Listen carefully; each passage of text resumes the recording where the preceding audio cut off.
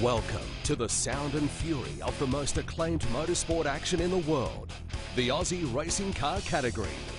Now widely regarded as the best on-track action in Australian motorsport, Aussie racing cars are a unique and exciting blend of speed, performance and general spectator appeal that stands head and shoulders above all other traditional racing classes.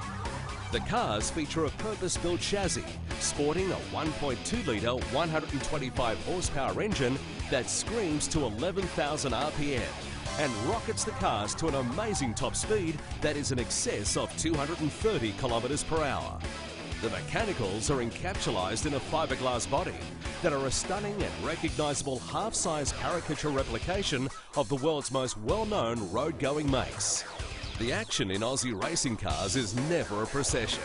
The cute size lends itself perfectly to any track configuration and allows for wheel-to-wheel thrills and overtaking that is not possible in any other racing class. Although small in stature, they are huge in performance, with corner speed, acceleration and sound more akin to a Formula open wheeler than a sedan. Aussie racing cars are the official support act at Australia's premier racing events, the V8 Supercar Championship. And this close association has spurred many of the V8 teams to take great advantage of the popularity of the concept to introduce new and young driver talent to its ranks. The inclusion of Aussie racing cars at major events, including the Australian Formula 1 Grand Prix and the Gold Coast IndyCar event, gives it credential other categories strive to achieve but cannot equal.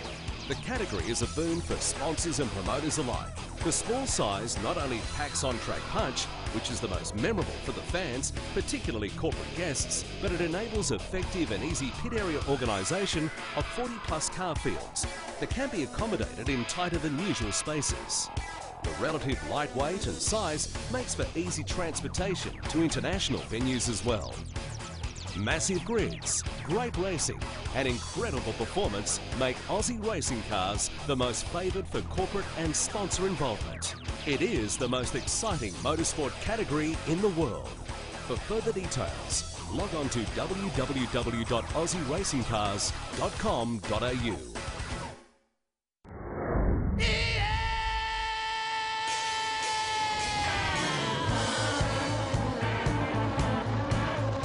For just on 25 years, I've been lucky enough to drive all kinds of exotic racing cars, and I'm pretty much in the twilight of my driving days now. But there's one category that continues to bring me back to pull a helmet on, and it's these cars, the Aussie racing cars. This weekend, I have the opportunity to debut the brand new TRD Orion that's just been completed in the Aussie race car factory back in Sydney. Let me tell you a bit about these cars. Tucked in under here, the heart of the machine, a 1.2-litre, 4-stroke, twin-cam, 125 horsepower engine. It's good enough to push these things along at 230 kilometres an hour at Mount Panorama at Bathurst.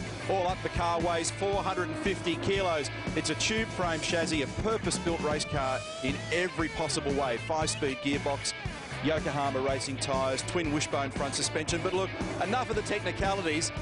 Trust me when I tell you that the cars are fantastically engineered, but the best part about them is they are awesome to race. Good old-fashioned, straightforward racing where 1 minute you're in one position and a heartbeat later you drop 5 positions and you're getting climbed in and around and on top of by just about everybody in the field, and that's what I love most about these things.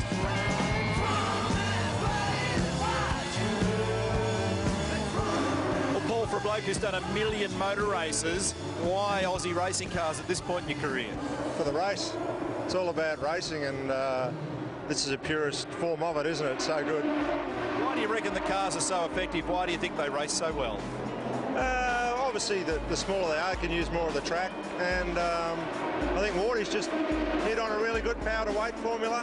It's got good grip as a tyre, and if you get up on the wheel and push it, it rewards you. Unlike the supercar where it's a balancing act between how quickly you wear it out.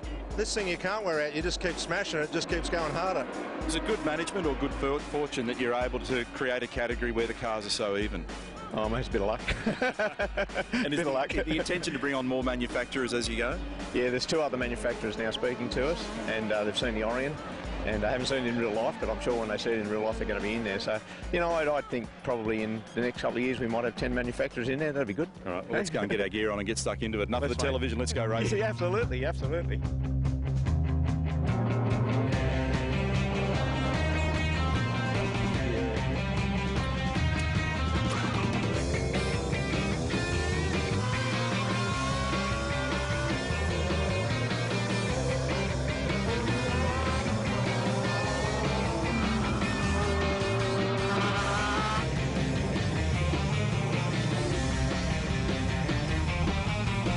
Fantastic. Can't say enough about the category. Can't say enough about the car.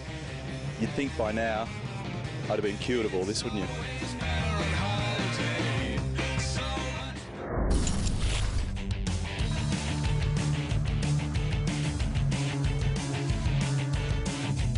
Aussie racing cars is an ever-growing category, and so too the depth of support from V8 Supercar Pit Lane. This year, 4 main game teams are backing a driver, including Team BOC, Stone Brothers Racing, Team Sierra May Wines and Gary Rogers Motorsport. I've been watching the category sort of from its early days, and Phil's business skills impress me. I think he's a person that gets things done with a minimum of fuss. Everybody on our team enjoys Aussie cars, so we look forward to it, and it's tough racing, and they're racing for sheep stations here, and we all enjoy it. Certainly Paul Morris has never been in a dogfight at Bathurst like this, that's for sure. So I've always admired the cars, and then when I got the chance to drive one, I sort of realised how much fun it was, and the exposure they get as well. You know, the TV package is good, and creates a lot of interest around the paddock. And another thing we can use the car for is it's easy to get into places like bottle shops for promotional purposes as well. You know, it's a good little thing to move around, and it's good exposure for the sponsors. But it is a good way to vet new talent and to get exposure out for all our sponsors. I think the biggest thing is the level of the competition is so close. I think what happens, it's a bit like Formula Ford with bodies. I mean, you get to learn the real racing skills of, you know, late braking activities and how to push and shove without ending up in the ditch and all those other things that really are a very important part of your skill set as you move on. It's a very tight category. The cars are difficult things to drive. As far as jumping out of a go-kart and getting into a car, it's the best bang for a buck out there. How would you rate Aussie racing cars entertainment-wise compared to other categories? Oh, look, I think it goes without saying they're the best. I mean, clearly people come to see the V8 supercars because of the aura surrounding V8 supercars, but if you want to watch a good race, the Aussies, without a doubt, are the ones to watch.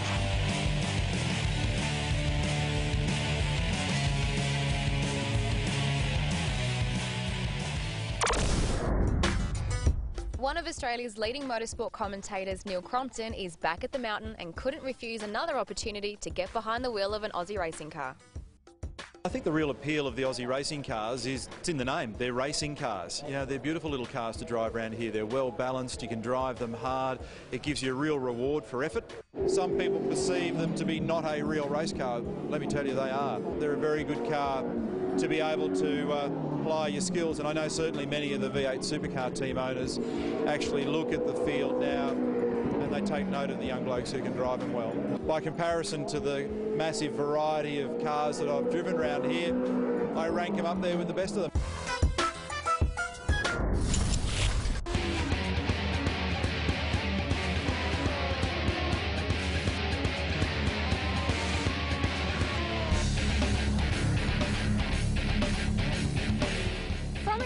The Aussie racing cars appear to be normal size, but watching on television can be quite deceptive. Standing at just over a metre tall, these 125 horsepower 1.2 litre purpose-built race cars are approximately half the scale of their V8 supercar counterparts. These babies are 600 horsepower 5 litre V8 engines, but even though there is quite a massive difference between the two, overall performance for the Aussie racing cars isn't compromised that much. Where the V8 supercars can clock speeds of just under 300 kilometres an hour, 0 to 100 in under 4 seconds, the Aussie racing cars can still clock up speeds of 230 kilometres an hour and 0 to 100 in 4.5 seconds.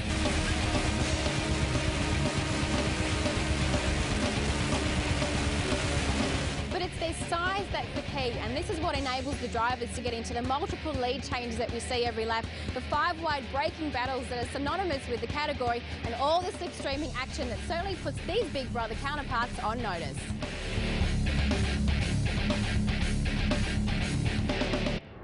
Host aspects of driving an Aussie racing car is the 5-speed sequential gearbox. With a quick gear shifter on the right-hand side of the steering wheel, gear changes are made clutchless around about the 10,000 revs per minute mark. You simply lift off the throttle at the same time clicking back on the gears to go up a gear. Punching forward takes you down the gears, but simultaneously you still need to stab the throttle to bring the rev point up to match the gear that you are selecting. Now that also enables a longer gearbox life as well. Now the only time drivers use the clutch is either off the start or to prevent them from stalling if they're out on the track already. They also use left foot braking in this particular category. That helps them stabilise the car through the fast speed corners and also maximise their braking effectiveness while they're in motion.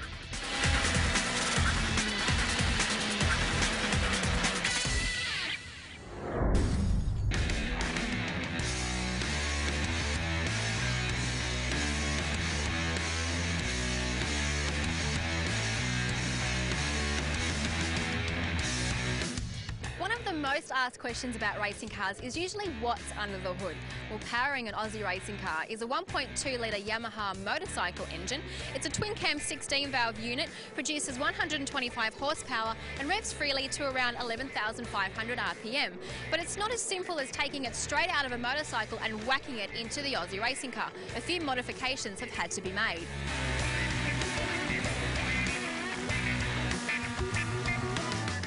Drive to the live rear axle is via a traditional tail shaft, and if you come down here you'll see that it runs along the right hand side of the car. A specific coupling has been engineered to attach that tail shaft to the gearbox where the chain sprocket would have been on the motorcycle. Now the reliability of the engine is also enhanced as it is air cooled, but you'll see that 2 large oil coolers have also been placed at the front of the car to aid its performance.